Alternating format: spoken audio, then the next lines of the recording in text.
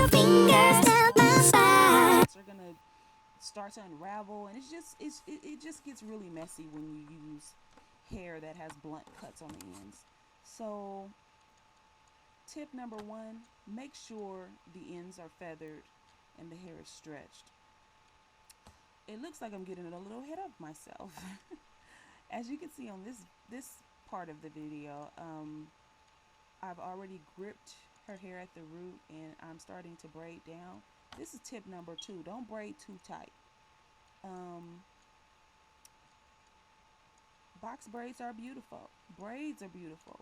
But some people braid way too tight. I mean, it's supposed to be secure and it's supposed to last, but it's not supposed to send you to the emergency room or like have you passing out and stuff like that. I recently saw a video where a young lady said she went to a braiding shop and got her hair braided, and she said that she passed out. And I'm like, I just think if you braid that tight, I mean, you got skills, but how many of your clients have all of their hair that they started with? But anyway, I just went off on a tangent. As you can see, I'm braiding the hair all the way out to the end, which is tip number two. I feel that when you braid the hair all the way out to the end, it makes the braids look so much neater. Um, Sometimes your clients will request that you leave the hair loose at the ends, which is perfectly fine. I mean, if you dip them the right way, they still will stay sealed, even if you don't braid them all the way out to the end. But I would suggest braiding them all the way out to the end. That's my personal preference, but like I said before, make sure you figure out what your client's preference is. So as you can see, I started the braid and I finished it all the way at the very end. And see, that one wasn't even braided all the way to the end, like I'm saying. You have to braid it all the way out to the end, to the very, very, very end. Braid it out until you can't braid anymore. So what I'm doing here is I'm sectioning off the next piece of hair that I'm going to braid. I'm parting it into a square. I prefer squares. Many people prefer C curves and diamonds and free parts, whatever it is that the person wants. Go ahead and do that as far as the parts, but the parts do not have to be squares. I just personally have always I like the look of squares, so I go for it. But it depends on what your client wants. Somebody may want triangles. Don't do squares on them. Do triangles. So you have to learn how to do both.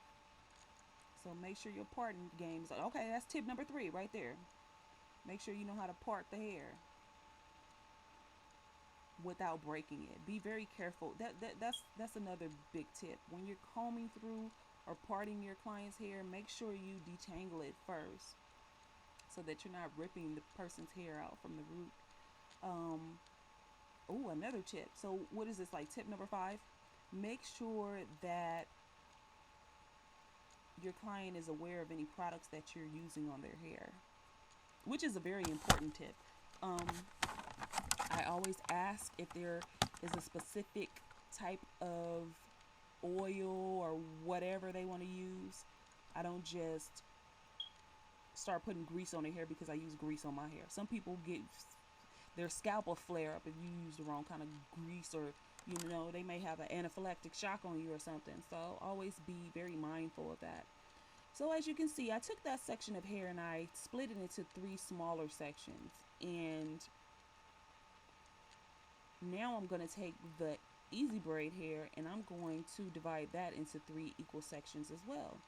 I'm going to do that by taking the entire braid that I'm going to install and I'm going to divide that. I'm going to take a third of that away. And I'm going to link it. Ooh, it's hard to describe this. let's see if you can look at it and get it. As you can see in my left hand, that's 2/3 of the braid. The right hand, that's only a third of the braid. And I put the third, ooh, the ooh, I don't even know how to describe that. See that? Three sections. One, two, three. And I'm gonna take those three sections and I'm gonna combine them with, see, that's the part I was trying to show you. You kind of loop that third around the 2/3. I have no idea how to describe that, but I know that I combine my section 1, section 2, and section 3 with her sections 1, 2, and 3, and then I proceed to braid. And like I said, this looks kind of like I'm doing something hard or like strenuous, but it's really delicate. It looks way more delicate. I mean, it is way more delicate than it looks. And then I proceed to braid. Make sure your grip is tight so that you can keep the braid nice and tight and uniform. And you just proceed to braid down. But for you visual learners, I'll let you guys just look at it because I'm not describing it very well.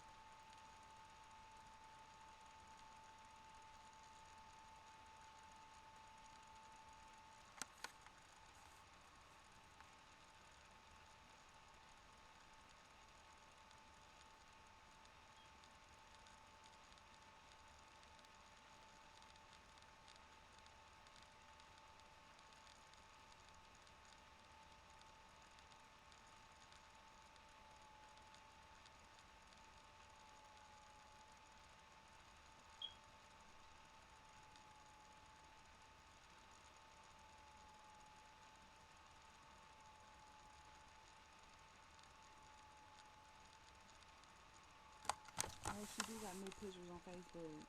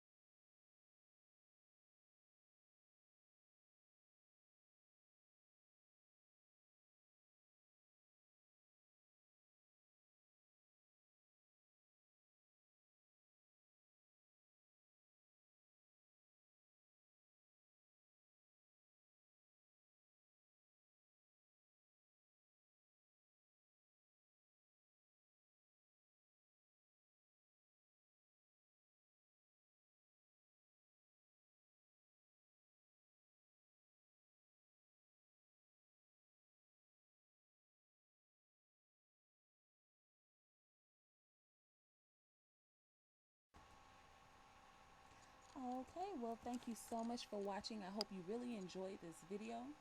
If you did, please drop a like on this video. If you didn't, please leave some suggestions in the comment box below. And I will see you next time.